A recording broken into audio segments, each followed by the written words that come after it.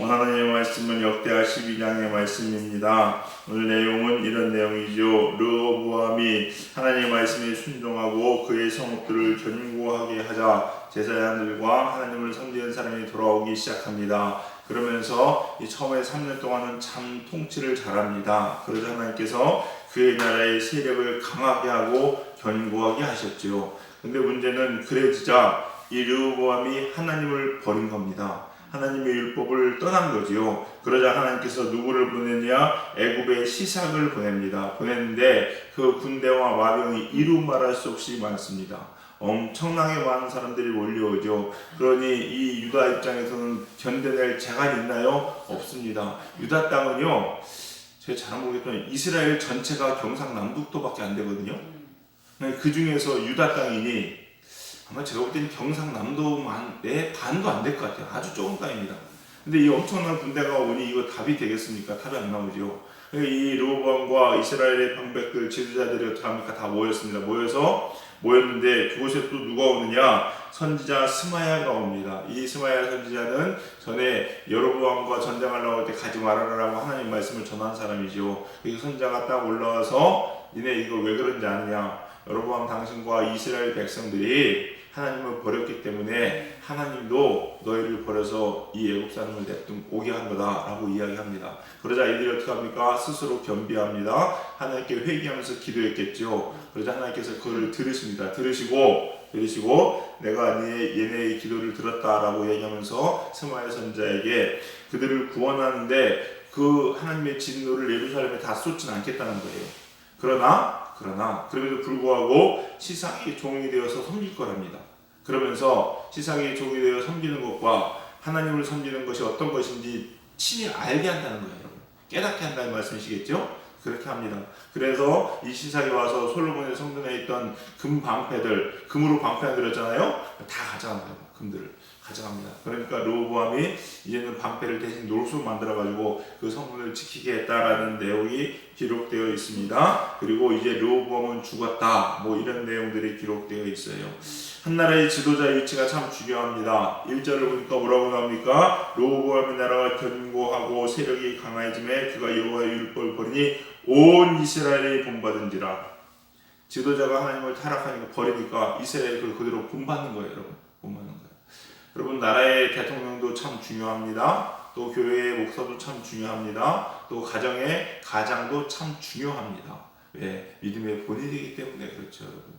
우리 사랑하는 성도님들, 하나님만 붙잡는 여러분 되시길 주님의 이름으로 간절히 축원합니다. 오늘 본문의 말씀을 통해서 우리에게 주시는 몇 가지 교훈을 좀 깨닫고 우리가 이 새벽에 우리 삶의 방향과 지침이 되기를 원하는데, 첫 번째요, 여러분 모든 어려움들, 여러분 삶 가운데 있는 모든 문제의 원인은 뭔지 아십니까? 하나님을 떠난 겁니다.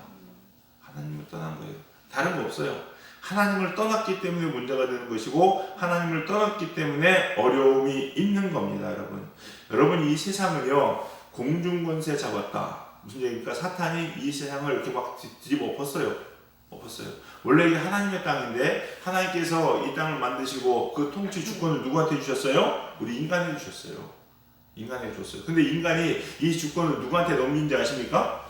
사탄한테 넘겼어요.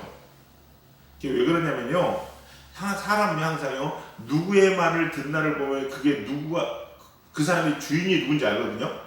근데 아담과 하와에게 선악과를 따먹지 말라고 했는데 아담과 하와가 하나님의 그 말씀을 듣지 않고 그 말을, 누구의 말을? 사탄의 말을 들은 겁니다, 여러분. 그러면서 스스로 죄의 종으로 들어간 거예요, 여러분. 주권을 넘겨준 겁니다. 그렇기 때문에 이 세상은요, 악한 세력들이 지배합니다, 여러분. 우리는 악의 영향력 아래 있어요, 여러분. 그래서 이걸 이길 힘이 있을까요, 없을까요? 없습니다, 여러분. 없어요. 근데 우리가 그럼에도 불구하고 은혜 가운데 살아가는 게 뭐냐? 하나님의 보호하심과 하나님의 그늘, 하나님의 지키심이 있기 때문에 살아가는 거예요.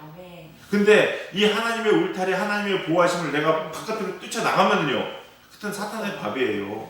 뭐하고 똑같은지 아십니까? 여러분, 이런 거하고 똑같아요. 여러분 다가오죠? 여름 다가와요. 여름은요, 모기장 안에 들어있으면 어떻습니까? 모기 안 물리죠? 네, 맞아요. 모기장 안에 들어서 모기 안 물려요. 근데요, 모기장 걷어냅니다.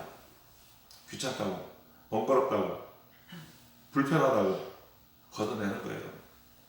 걷어내면 모기 물려요, 안 물려요? 물리죠.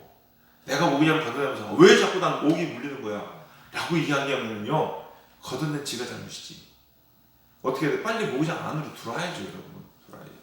우리가요, 하나님의 율법을 버린 것은 마치 그와 같아요.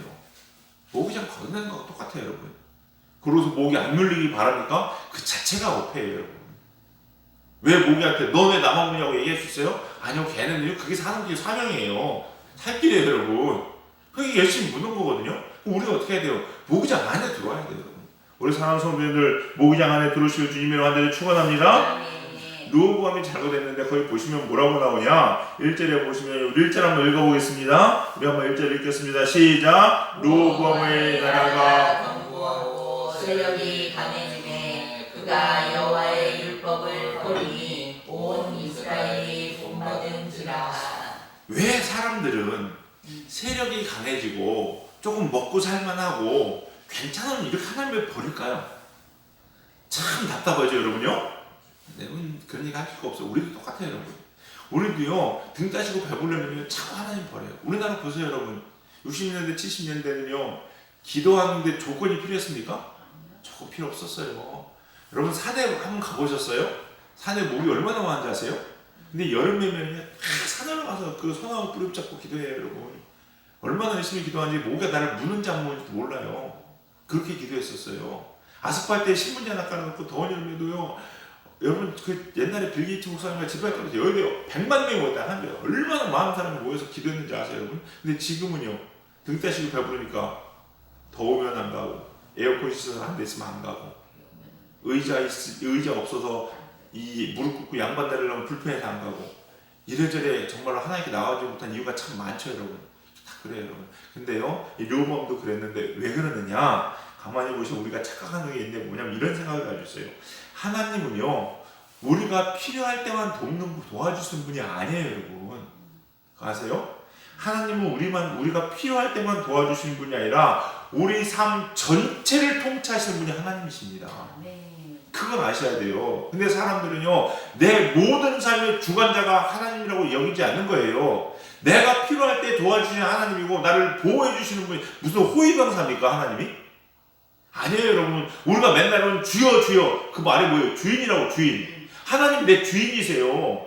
주인이세요. 말은 그렇게 고백하는데 주인이 아니라 내가 주인이고 하나님이 내가 마치 무슨 호위병사처럼 그렇게 여기잖아요. 그런데 기도에서 안 응답해주지 않으면요, 왜 응답해주지 않는 거야? 왜 안 도와주는 거야? 라고 이야기하는데 그 말이 틀리죠, 여러분. 그런 게 어딨어? 하나님 내 주인인데. 근데 우리는 그렇게 살아간다는 거예요, 여러분.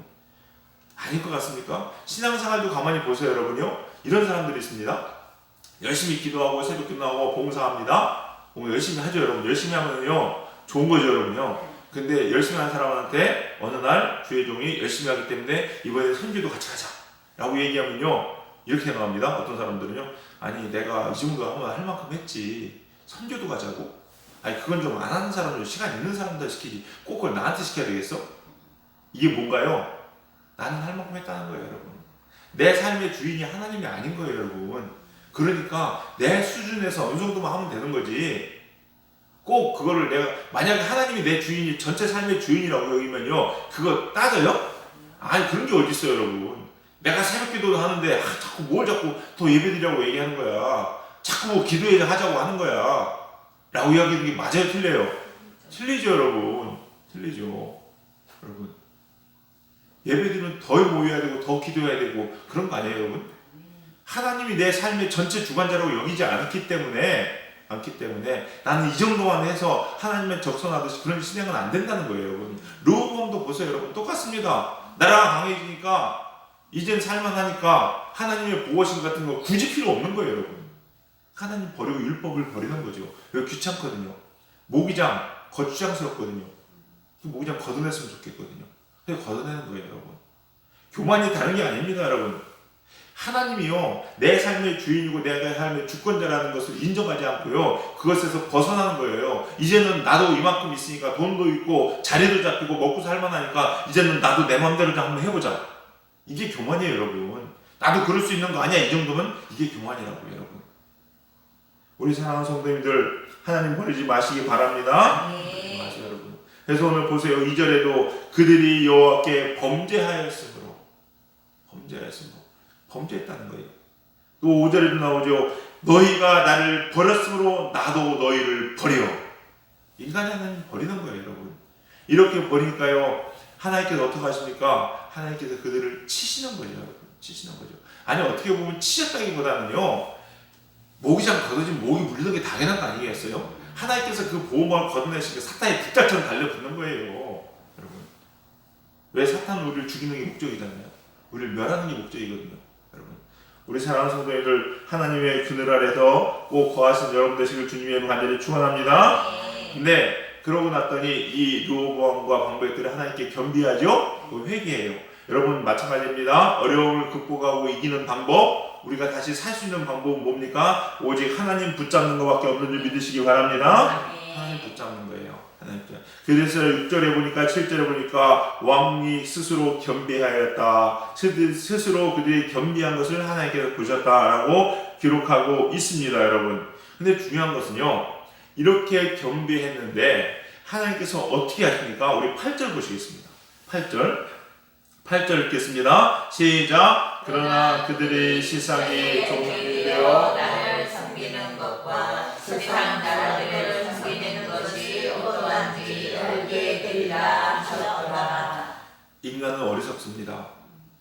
용서해주면요, 다음에 또 합니다. 제가 애들을 키우다 보니까 그래요. 레아가요 잘못하잖아요. 그럼 회초리를 들고 딱 너 잘못했지? 맞아.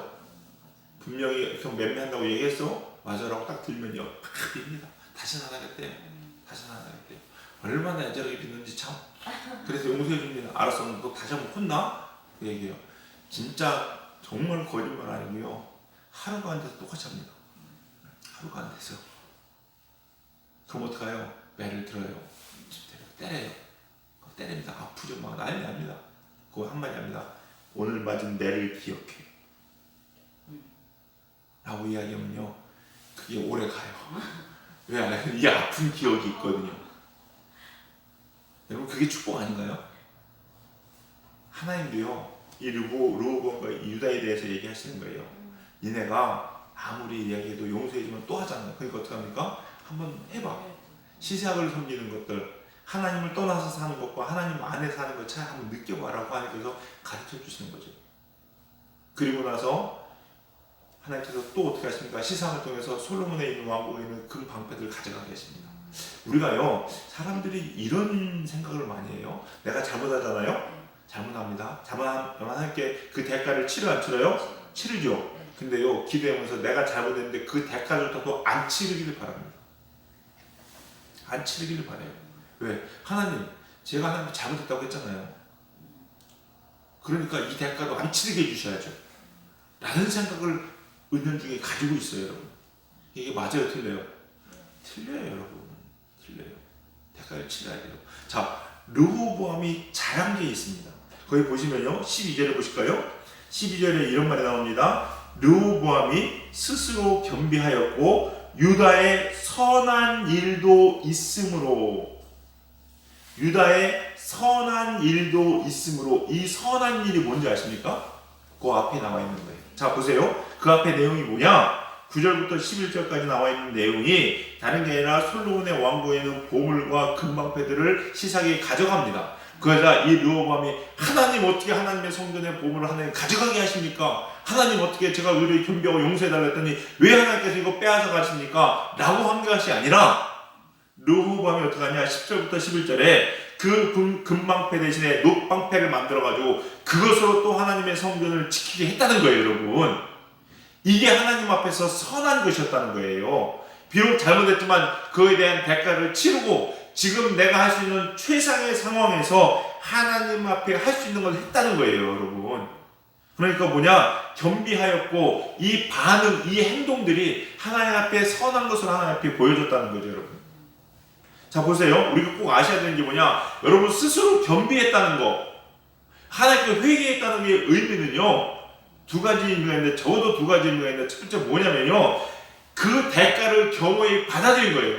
내가 잘못해서 맞을지에서 맞는 겁니다, 여러분. 왜? 죽이지 않을 하나님을 의지하면서. 그리고 또 하나 뭐냐? 그리고 맞으면서 그 다음부터 내가 할 수 있는 지금 상황에서 최선을 다해서 하나님께 나가는 거예요, 여러분. 이게 스스로 겸비하는 거예요. 그리고 성경에서 신약에서는 이걸 뭐라고 얘기하는지 아십니까? 세례요한이 회개에 합당한 열매를 맺으라고 얘기하는 거예요. 이게 회개에 합당한 열매예요, 여러분. 회개에 합당한 열매예요. 근데 사람들은요 그렇게 생각 안 하죠, 여러분. 내가 용서 구했으니까 나한테 손해 하나도 안 끼쳐야 되고, 손해가 나면 내가 하나님께 용서 구했는데 하나님 어떻게 이러실 수가 있어? 아니요, 그거는요 용서 구한 게 아니에요, 여러분. 하나님 앞에 잘못했다는 것이 아니라요, 내 거 잊어버릴까봐 어떻게든지 하나님 내가 회개하면 요걸 지켜주실 테니까 그것도 내 재산 지키는 하나님을 내 방패와 수단으로 삼는 거라는 거예요, 여러분. 냉철하게 보셔야 됩니다, 여러분. 근데 르호보암은요 그러지 않았거든요. 하나님께서 뭐라고 말씀하시냐? 유다의 선한 일도 있었다는 거예요, 여러분. 분명히 기록하고 있거든요. 우리 사랑하는 성도님들 정말로 제대로 회개하시길 바랍니다. 그리고 제대로 하나님 붙잡으시는 신앙 되시기를 주님의 이름으로 간절히 축원합니다. 세 번째 이 르호보암의 삶을 통해서 우리가 알아야 될 것은 무엇이냐? 마음을 굳게 해야 됩니다. 마음을 굳게 해야 돼요. 자, 여러분 질문 한번 이렇게 한번 답해 보세요, 속으로. 르호보암은 좋은 왕이었나요, 악한 왕이었나요? 많이 갈리죠? 자, 보세요. 르호보암 어떻습니까? 3년 동안 잘했어요. 그죠? 잘했어요. 근데 그러다가 먹고 살만하니까 하나님 버렸어요. 그래서 어떻게 합니까? 하나님 치십니다. 그랬더니 하나님 치시니까 르호보암이 스스로 겸비합니다. 아, 잘못했습니다. 나는 이러한 데서 또 돌아왔어요. 우리 삶도 비슷한 것 같지 않습니까, 여러분? 잘 보세요, 여러분. 좀 우리가요 그냥 좋은 게 아니라 정말로 발전하는 냉철하게 볼 수 있어야 되잖아요, 여러분. 우리가 처음 예수님 신앙생활합니다. 하나님 은혜를 처음 경험합니다. 그러다가 먹고 살만해서 하나님 은혜를 주시잖아요. 그러니까 어떻게 합니까? 나는 이제 이만큼 신앙생활 했으면 조금 내가 맨날 새벽교회를 벌써 지금 4년, 5년 동안 다녀서 하나님 세워주셨는데 이제는 새벽교회 한 반만 나가도 될 것 같고 말이야.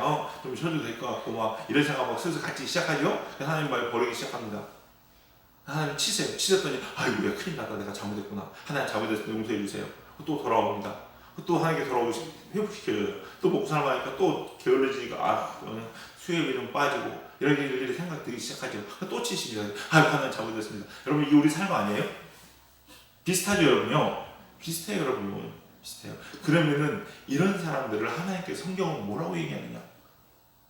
선하다고 하느냐, 악하다고 하느냐? 목사님, 그래도 이 정도면 하나님의 은혜를 알고 회개하는 사람이 좀 괜찮은 사람 아닙니까? 성경 읽겠습니다. 14절입니다. 14절 같이 읽겠습니다. 시작. 르호보암이 악을 행하였으니 이는 그가 여호와를 구하는 마음을 굳게 하지 아니하였더라. 악한 왕입니다. 왜냐? 거기 나오는 말씀은 여호와를 구하는 마음을 굳게 하지 아니하였더라. 굳게 하지 아니하였더라. 전심으로 하나님께 매달리지 않았다는 거예요, 여러분. 현대에서 얘기해 보니까 오늘을 보니까 뭐냐?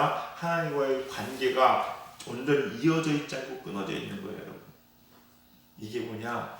하나님 앞에 악하다는 것. 마음을 굳게 한다는 게 뭐겠습니까? 여러분 보세요. 우리가 알아야 될 게 뭐냐면요. 르호보암은 한 번, 두 번 실수를 하죠? 네, 실수를 합니다. 그러면서 하나님께서 깨닫게 해주잖아요. 그러면 그때 우리가 해야 될 것들이 있어요. 뭔지 아십니까? 마음을 굳게 하는 겁니다. 잘못됐구나.